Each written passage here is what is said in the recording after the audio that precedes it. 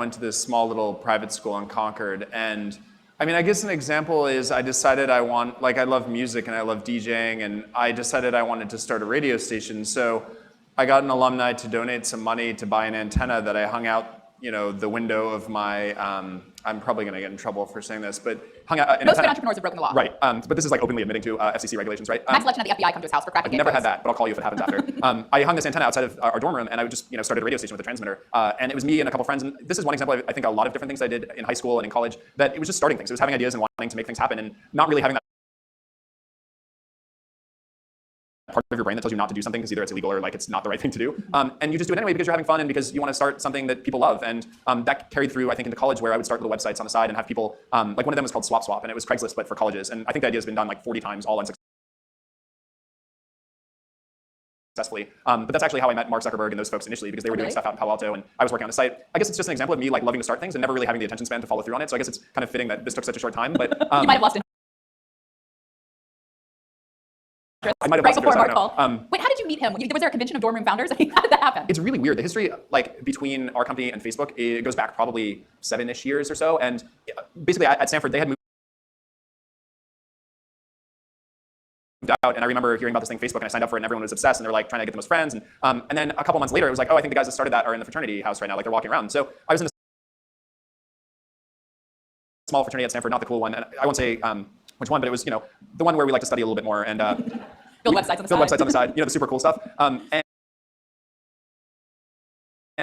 I don't know, it was a lot of fun, but they came, and I remember walking into a room, and Mark was sitting talking to one of my friends, Mike, and that's how we met initially, and we got to talking about the websites that I was working on, and he was like, oh, I have this thing called Facebook, you should come check it out. And that's where the relationship started. I mean, you guys chuckle, but Facebook back then, like, I don't know how many people in the room were in college when Facebook launched, but it was literally just Facebook, like the website, and it wasn't this thing that everyone knew about. And I remember telling my friends, oh, like they're looking for interns for the summer, and they're like, it's a fad. And I had mentors over the summer tell me, oh, no, it's a fad, it'll be gone in a year, like get a real job. And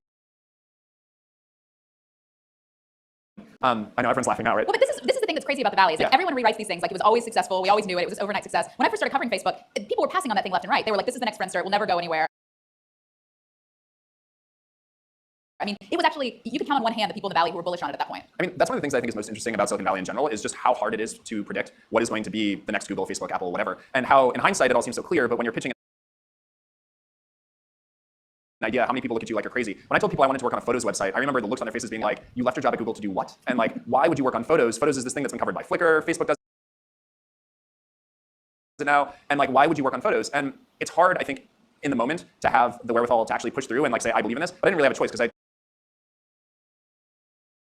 quit my job, I wanted to do something. And frankly, like we had to do something. And photos, in retrospect, I was talking a little bit about my youth, like photos was the one thing that I did all the time. I took photos, I had a bunch of different cameras. I was obsessed with lenses, I took darkroom classes. And in retrospect, I think it makes a lot of sense that we did the company that we did. But at the starting point, I think we were just searching for an idea, and we were searching for that thing that would become the next Facebook. And it was hard to do. So what was your impression of Mark when you first met him, to go back to that? Like I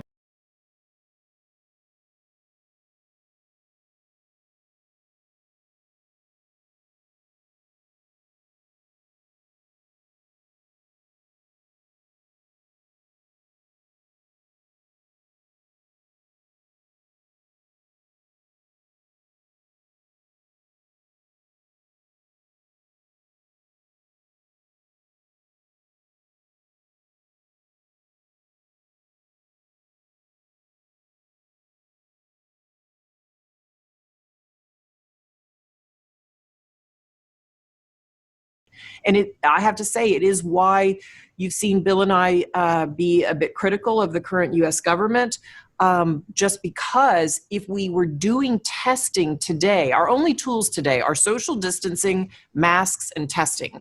And so if we had been doing testing in the right national way, we could be more in the shape that Germany's in, where you test and you do contact tracing. That is going to be really, really important and continue to be important through the fall when we see this next big wave of this epidemic coming through. So what we've heard from you guys is that the second wave is a when, not an if.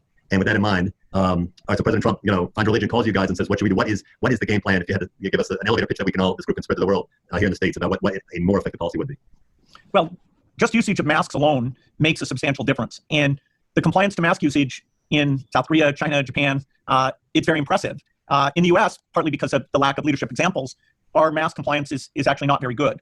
A mask is not that expensive. It's not that ugly. So when you're in those situations where you're near to people, it should be used. We're learning more and more about testing capacity is going up if we can get it some breakthroughs on testing scale and target it appropriately, particularly anyone who has contact with older people or those at a greater risk. It will help us bring the numbers down. But and we don't know, are we going back to say 2,000 deaths a day like we were in April? That's hard to say. It's possible that we will. So 2020 is going to be a very tough year because the U.S. just hasn't been willing to drive the numbers to the same low level that many other countries did. Yeah, so the elevator pitch is test, contact trace, isolate and quarantine, and wear a mask, and role model wearing a mask. Every single person should be wearing a mask, without exception. We spent the first half of this session talking about equity and opportunity. Let's talk about that in the context of COVID and how this affects us again around the world, especially here in the States, based on race and gender. There are differentiations, and maybe Bill, maybe you could handle race and one of the gender, but maybe you could delve into that a little bit. Yeah, it's certainly troubling that where the disaggregated data has come through, it does show not only the age thing, which is number one, and the comorbidities at number two, but also a significant racial component. And that's likely to be multifactorial, partly general health condition to begin with, partly job type, household size, multi-generational household, living in the dense parts of the urban areas. And we're also looking at, all sorts of medical things. What is it that we can intervene to cut this down? So if in advance, if you'd asked, would there be different outcomes by race, we would not have expected that. It's a stunning and disappointing result that we're seeing in many countries. The UK has seen this as well. For a while, the disease did not take off in Africa.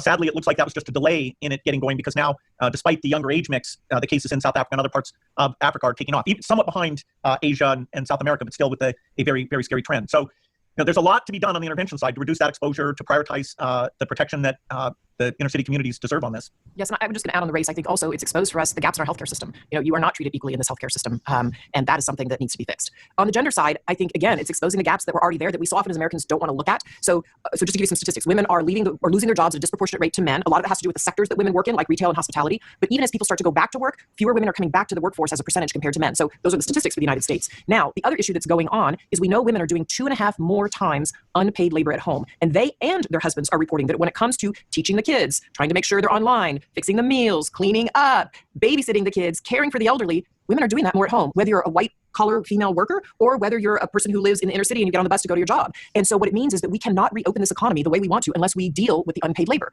And we are the only industrialized nation in the world that doesn't have a paid family medical leave policy. That's just the truth. And so we have it now in 8 states and in DC. We finally have it for federal military workers.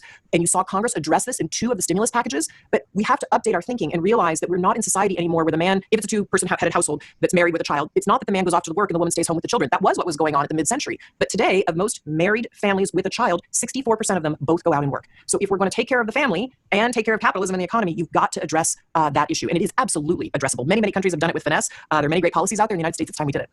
We say, many people taking credit for the saying, never let a good crisis go to waste. And I think you are seeing movement in terms of public opinion on that. Speaking of public opinion, let's talk about public trust. We seem to be in a strange kind of post-science moment where all this amazing work, as Steve Forbes and Mike Milton were talking about warp speed to get to a vaccine, but the vaccine is only so useful if people don't take it or don't trust it.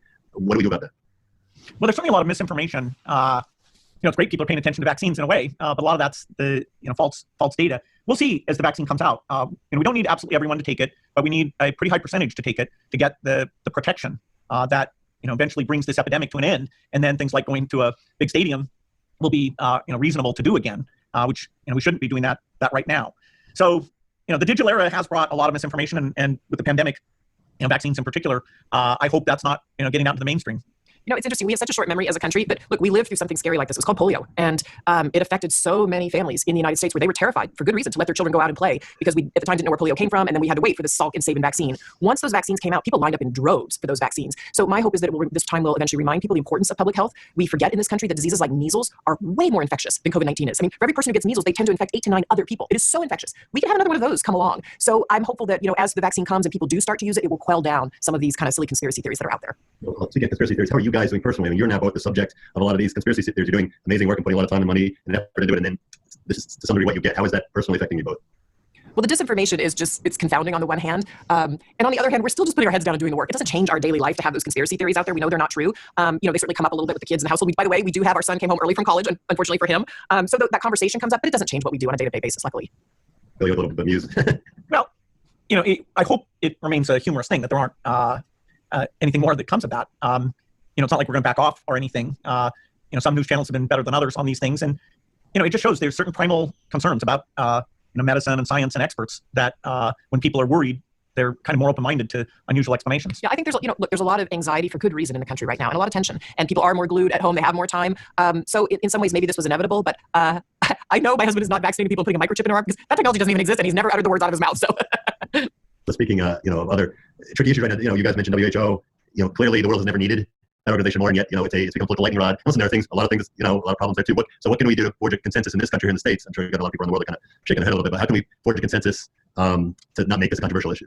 Yeah, so one thing I want to say before we answer the question is we thought long and hard about whether to speak out in favor of WHO, and we knew we were going to come under attack, but it was the right thing to do. We know this institution. We've worked with this institution now for 20 years. It is not perfect. It's not even close to perfect, but it is what the world set up after World War II to deal with things like this pandemic. And so it is caught now between the tensions between the United States and China, those geopolitics. But we felt as philanthropists, it was incredibly important to put our voices behind a partner we know to be true but imperfect. So that is why we spoke out. As to what others can do, I don't know. Do you want to take that?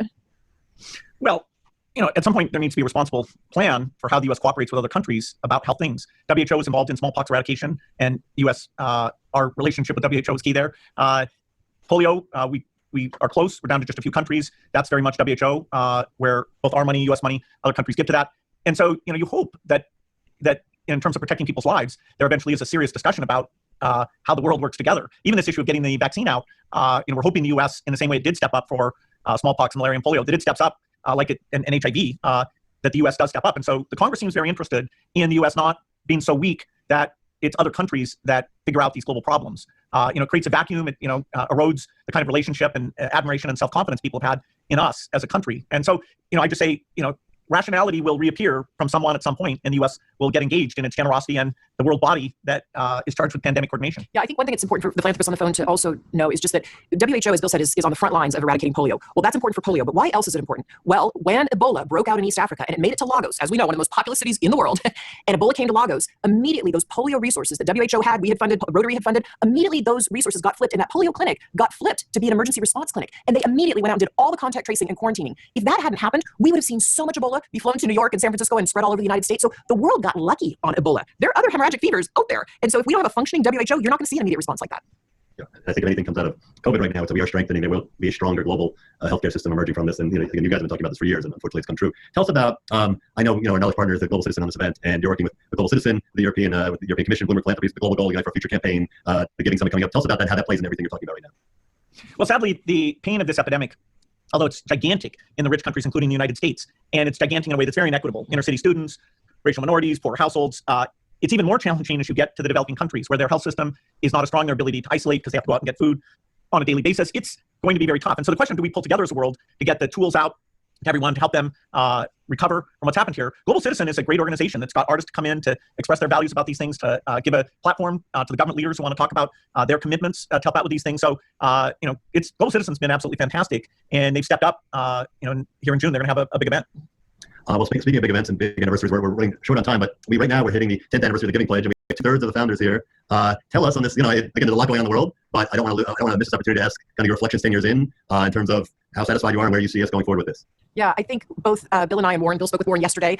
We couldn't be more pleased about where the Giving Pledge is today. We would not have imagined 10 years ago that we'd have this many pledgers from this many different countries around the world. And I think I'm sorry? What number are we up to? I think we're up to 169 pledgers from 28 different places. Is that right? Yeah, maybe slightly more. Yeah, slightly more than that. So many of whom are on the phone, including like Stride Misiawa from Africa, and Sarah Blakely, I know you had on. I think the other surprise to us has been the learning that we've done as a community. Like there are some pledgers I know for Bill and I, but I just don't think we ever would have met who are doing unbelievable work, say on prison reform, with finesse, and we're learning what they're applying to that area, and we can apply those things to our own philanthropy. So I would say we're all three of us really pleased. The other thing I would say that Warren reminded us as trustees when we spoke in May about our own foundation that I want to say to the philanthropists on this video call is this is our time. We as philanthropists will be remembered by what we do during this time of this epidemic. And there are so many places you can invest, whether it's in food insecurity in your own city, whether it's helping with race issues, whether it's helping with COVID specifically. We've seen so many philanthropists step up and do creative things in their communities. And even if you feel like you don't know the area that much, as you'd like, or it's not quite as strategic as you'd normally like to be, there are lots of places to fill gaps that the government's not filling. And I do think we will be judged based on our time here as philanthropists by what we did during this epidemic to help. Going forward, have you had any thoughts about linking the Giving Pledge with the idea of Give While You Live and accelerated giving? Because I think, Melinda, it's spot on. You can't look at what's going on in the world now and think that your money's going to be better spent in 10 years. I mean, it feels like a now moment. Yeah, I think one of the things we put more into is collaborative giving. The Giving Pledge itself doesn't give to any cause. It's not pooling money. But we've seen a lot of the members go into things like Co-Impact, which is international in scope, Blue Meridian, which focuses on the U.S. and poverty, and see that they can learn and get leverage working together. Those charities are stepping up to say, okay, given the challenges of the epidemic or the the awareness of the inequities that are out there, how can they change their program? And so the expertise you get out of collaborative giving, we're really emphasizing that, particularly for people who get started out, and therefore to spend a higher percentage during their lifetime. Yeah, and we're trying to role model that and do it ourselves. That's why we've stepped up with even more during this COVID time. We've also opened up a platform online called The Power Of, where people can go and look with finesse at places that need money in their community, whether that's around race or whether that's around poverty or COVID, or they can even say, I want to go give money in the community that I grew up in, and I want to give back there. How do I do that? So I think there are lots of ways that philanthropists can give right now. I think it's about all of us role modeling as a community. I get the easy job because I get to introduce the people who everybody here and everyone in the world knows. We got the founders of the largest foundation in the world, and the two most important philanthropists in the world right now. $300 million towards vaccine treatments, more than $1 billion for production distribution, more than $1 billion to Gavi, with more to come. But Bill and Melinda Gates are putting tremendous amount of time, money, and brain power towards solving this scourge. We appreciate it. We appreciate you guys joining us. Thanks for having us. Please, and I love the couch. Before we get into, I really want to focus obviously on COVID, but before that, Melinda, actually, you made some news this week with Mackenzie Bezos, your announcement about the Equality Can't Wait Challenge. You're putting $30 million into, basically to challenge ideas to move the needle in terms of gender equality. Can you maybe talk about the genesis of that and why you're doing this now? Sure. I believe that we have to get gender equality here in the United States. It is imperative, and there are several barriers that hold women back. And we have to really, if we're going to bring women up, we have to invest in things to help them with their power and their influence. If we invest in 4 key sectors, such as politics, finance, tech, and media, that tells our stories, and we started to get gender equality in those 4 segments of society, we would change society at large. And so Mackenzie and I have been talking about this actually for quite some time, and this happened to be the right time to make the announcement. But we're looking for bold new ideas of how do you actually move gender equality in the United States. And so we thought this platform, Lever for Change, was the perfect place to announce that. And we will start to see candidates come forward, and we'll make some prize-winning announcements hopefully next summer. Okay, guys, we just had Dr. Stoffels talking about timelines. It's the biggest question in the world, and you guys are right at the center of it. When are we going to have, whether it's a therapeutic or a vaccine, but when is the world going to be able to get back to normal? You guys are running point on it. Help.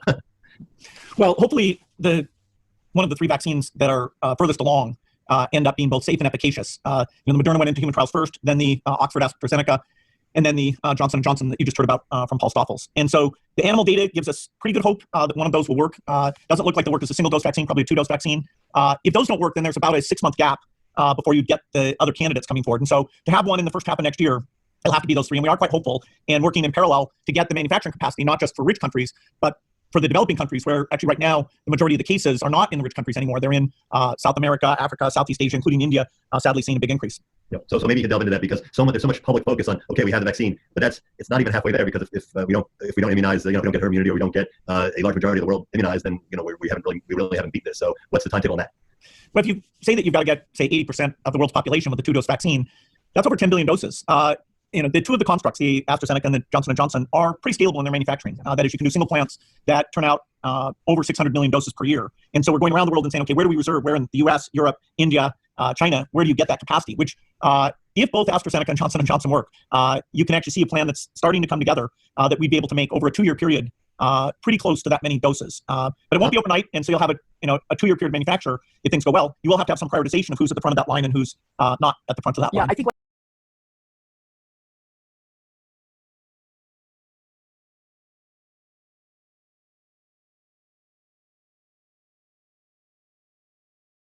No introduction. My name is Mark Bezos. Maybe that vent really pissed me off. I don't know. That's certainly. Well, I think there's a couple things here. First of all, OSHA would not be pleased with the way you're on that ladder, and it appears as though you're crafting a spear. I don't know what I'm doing. Yeah. So, I think that if you can talk a little bit. I know that there's this bulldozer in the background. That's a the funny part D6 of- Caterpillar bulldozer that my grandfather bought used for $5,000, which is an enormous bargain. This thing that should cost way more than that. The reason it was so cheap is it was completely broken. The transmission was stripped, the hydraulics didn't work, and so we spent basically a whole summer repairing it. And big giant gears would arrive by mail order from Caterpillar, and we couldn't even move the gear. So the first thing my grandfather did was build a crane to move the gear. So that's that kind of self-reliance and resourcefulness. And there's also there's a story that is somewhat legendary in our family. One of the things that Pop did one summer. It's a little out of character. Oh, I know what story you're talking about. So he really actually was a very careful, conservative sort of person, not prone to crazy acts or anything. He was kind of introspective and even very introverted, quiet person. But one day he was all by himself. He had driven to the ranch, and he was at the main gate to the ranch.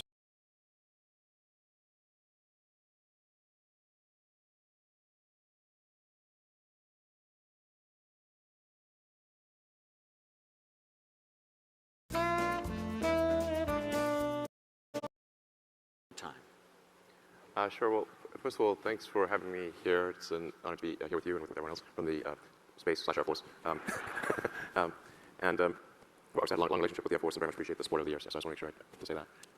And look forward to doing a lot of interesting things in the future. I think it's actually it's cool that there is that the creation of the Space Force is happening. I think it makes sense that there's a major branch for every domain. So the domain of space and the domain of air are both important, but I think space is certainly a medium of its own. I think there's some very exciting things that are possible. If I may just say, like, what you know what the public wants, I think, and I'm actually pretty confident that the public does want this, is the Starfleet Academy. You know, like, yeah, like how do we make Star Trek real? You know, that'd be pretty amazing. I'd love that. You know, so I think like the fastest we can make sort of Starfleet real, then we should try to do that. Well, so Elon, speaking for the United States Space Force, there already is a Starfleet Academy. It's the United States Air Force Academy in Colorado Springs, Colorado. Sure. Nope, I've been there. I given a talk, and you know, the first launch of Falcon 1, we had a Falcon Sat from the Air Force Academy. But that rocket blew up. But then the funny thing is that it blew up. Here's this truth is stranger than fiction. The satellite was shot through the fairing, arced through the air a couple hundred meters, and then plunged through the roof of a tool shed, and then landed on the floor. And was actually in reasonably good shape. I mean, for crashing through the ceiling, but you know, like recognizable. You know, and we gave it back, and so we've not lost one of your satellites. So from a SpaceX perspective, a partial mission success. Yeah, it's like, well, it's not lost. I'm just saying, it's a little the worse for wear, but you know, but here. But then we subsequently launched a future Falcon Sat to actual orbit. That was great. So I think we can go a long way towards making Starfleet real and making these sort of utopian or semi-utopian futures real. But it will definitely require radical innovation. One can't get there by incrementally innovating expendable boosters. There's just no way. Yeah. So I think we need to push for radical breakthroughs. And if you don't push for radical breakthroughs, you're not going to get radical outcomes. And that does mean taking risks. And common sense that if you take a big risk, in order to have a big reward, there must be a big risk. Most of the time, you cannot find big reward for small risk. Those are rare. So you can have some proportionality with risk and reward. But if the goal is important enough, and I think increasingly the goal is important for many reasons. The goal of having the best technology in space, that is, I think, going to become increasingly important, and it'll be increasingly important for the United States to use what I think is its greatest attribute, which is invention and innovation, to create space technology that is the best in the world. And in fact, I think if the United States does not use breakthrough innovation, it will fall behind. Yeah. So I think this is not something that was a risk in times past, but I think is a risk now. Okay. So, yeah. Do you characterize that risk in terms of peer adversary competition around the planet? Are you suggesting that it's our adversaries that require us to be those radical innovators, or is it just we can't become complacent and stay incrementally improving our systems? We must take those giant leaps forward as a nation, regardless of the competition.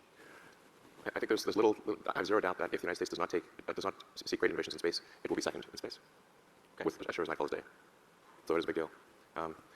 But this is a very innovative. There's no country more innovative and inventive than the United States. So it's just important to use that attribute. That's the ace card. Okay. Yeah. And since it seems like we're going down the geopolitical path here on the questions, how does the United States as a nation maintain that innovative edge, that ability to invest in things and take those risks? What kind of governmental policies or processes do we have to encourage the right kinds of behavior in your view? Well, I think having outcome-based procurement is actually very important. Okay. So you say, like, this is the outcome that is sought, and whoever can achieve this outcome or achieve this outcome to a greater degree, that company that's who Air Force will do business with, and will procure the thing that is radically innovative as measured by what is important for leadership in space. So, I think it's absolutely fundamental to achieve full reusability in access to space. This is the holy grail of space. At the point at which you have full reusability for orbital rockets, then you have a profound advantage over anyone else. It's profound. It would be like if in the Air Force, if you had planes that could be used once, or if you had multi-use planes that could be flown over and over again, like normal, and all your adversaries had single-use planes, that would be no contest. It's the same thing in space. Okay. Yeah, this is extremely fundamental. So the cost of propellant is typically on the order of 1% of the cost of the vehicle or less. So if you have a vehicle that is, say, blocks kerosene, like Falcon 9 or something like that, it's the oxygen and the fuel are maybe $500,000 or something like that. But then depending upon the mission price can be anywhere from like $60 to $100 million. So the Falcon 9 is a partially reusable vehicle, but not fully. The vehicle we're working on right now, which is quite difficult, is a Starship. And that has the potential for full reusability. But I think it would be great to have other companies as well that are doing full reusability. I think competition is a good thing. It may seem at times that shouldn't we focus all our efforts on one system and rather than divide them and have two competing systems. Not to cause controversy, but like in my opinion, like Joint Strike Fighter should be a competitor to JSF. That's a controversial subject, but I think it's not good to have one provider. It's good to have competition where that competition is meaningful and somebody can actually lose. So yeah.